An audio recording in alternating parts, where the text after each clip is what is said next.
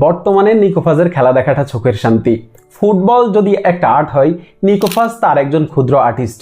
নিকোফাজের খেলা যদি আপনি বর্তমানে মিস করেন, তাহলে আমি বলবো যে ফুটবলের যে মজা, এই মজাটা আপনি কিঞ্চিত হইলেও মিস করতেছেন।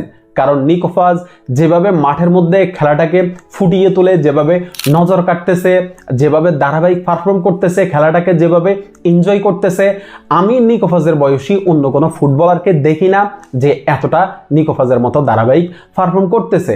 নিকোফাজের বয়স হচ্ছে মাত্র 21 বছর, কিন্তু তার খেলা দেখে আসলে মনে হয় না যে তার বয়স মাত্র 21 বছর। সে যেভাবে প্লে মেকিং করে, যেভাবে ড্রিবল করে, যেভাবে সান্স ক্রিয়েট করে, যেভাবে ফিনিশ করে, কোনোভাবেই মনে হয় না যে নিকোফাজের বয়স মাত্র 21 বছর। একজন পরিণত ফুটবলারের মতো নিকোফাজ ধারাবাহিক পারফর্ম করে যাচ্ছেন।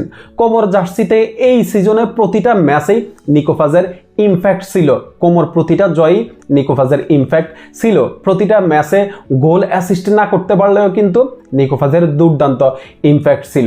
নিকোফাজ এই সিজনে কোমর জার্সিতে 8টা গোল করছেন, 6টা অ্যাসিস্ট করছেন। গত রাতে লাজিওর সাথে কোমো যে ম্যাচটা খেলছে, এই ম্যাচটাতে নিকোফাজ জোড়া গোল করছেন। হ্যাটট্রিকও পাইতে পারতেন, তবে তিনি পেনাল্টি মিস করছেন। পেনাল্টিটা যদি তিনি ফিনিশ করতে পারতেন, তাহলে তার নামের পাশে হ্যাটট্রিক থাকতো। তারপরেও নিকোফাজ জোড়া গোল করছেন, এইটাই আসলে অনেকটা আনন্দের বিষয়। নিকোফাজকে নিয়ে আমি কিছুদিন আগে একটা ভিডিওতে বলছিলাম যে নিকোফাজ 2026 বিশ্বকাপে আর্জেন্টিনার ট্রাম্প কার্ড হইতে পারে। নিকোফাজকে আমি লিওনেল মেসির যোগ্য উত্তরসূরি হিসেবে উল্লেখ করছিলাম, আর লিওনেল মেসির যে আইকনিক নাম্বার 10 জার্সি, এটার যোগ্য দাবিদার আমি নিকোফাজকে বলছিলাম। কেন আমি নিকোফাজকে বলছিলাম? যারা আসলে নিকোফাজের খেলা ফলো করেন, যারা নিকোফাজের খেলা দেখেন, তারা অবশ্যই বুঝতে পারছেন নিকোফাজ এই সিজনে আসলে নিকোফাজকে নিয়ে কথা বলার অনেক জায়গা আছে। নিকোফাজ এই সিজনে 8টা গোল করছেন, 6টা অ্যাসিস্ট করছেন, 14 গোলে অবদান রাখছেন। নিকোফাজ গত সিজনে কোমর জার্সিতে 14 গোলে অবদান রাখতে 35টা ম্যাচ খেলছেন। গত সিজনে 14 গোলে অবদান রাখছেন নিকোফাজ সবকিছু মিলিয়ে। আর এই সিজনে 21 ম্যাচেই নিকোফাজ 14 গোলে অবদান রেখে ফেলছেন। এই সিজনটা কতটা দুর্দান্ত কাটতেছে নিকোফাজের আপনি বুঝতেই পারতেছেন। লিগে গোলের দিক থেকে দ্বিতীয় অবস্থানে আছে নিকোফাজ। অ্যাসিস্টের দিক থেকে তিনি আছেন সবার উপরে। এরপরে সবচেয়ে বেশি ড্রিবল করেছেন, সবচেয়ে বেশি ডুয়েল জিতেছেন। বিগ চান্স ক্রিয়েটের দিক থেকে নিকোফাজ আছেন সেকেন্ড পজিশনে।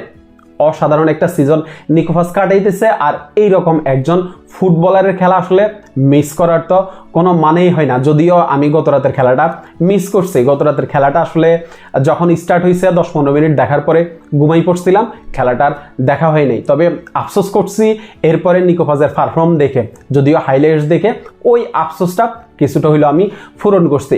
তো 2026 বিশ্বকাপে আমরা নিকোফাজের কাছ থেকে এই রকমই ধারাবাহিক পারফর্ম দেখতে চাই। আর্জেন্টিনা যদি আসলে বিশ্বকাপ জিততে হয় আর্জেন্টিনাকে, তাহলে কিন্তু নিকোফাজেরও ধারাবাহিক পারফর্ম করতে হবে। নিকোফাজেরও কিন্তু ইমপ্যাক্ট রাখতেই হবে। নিকোফাজ একজন গুরুত্বপূর্ণ প্লেয়ার হিসেবে 2026 বিশ্বকাপে থাকবেন। সিজনের বাকি যে অংশটা আছে, এই অংশটাতেও নিকোফাজ এইভাবেই ধারাবাহিক পারফর্ম করতে থাকুক। শুভকামনা থাকলো নিকোফাজের জন্য। ধন্যবাদ সবাইকে।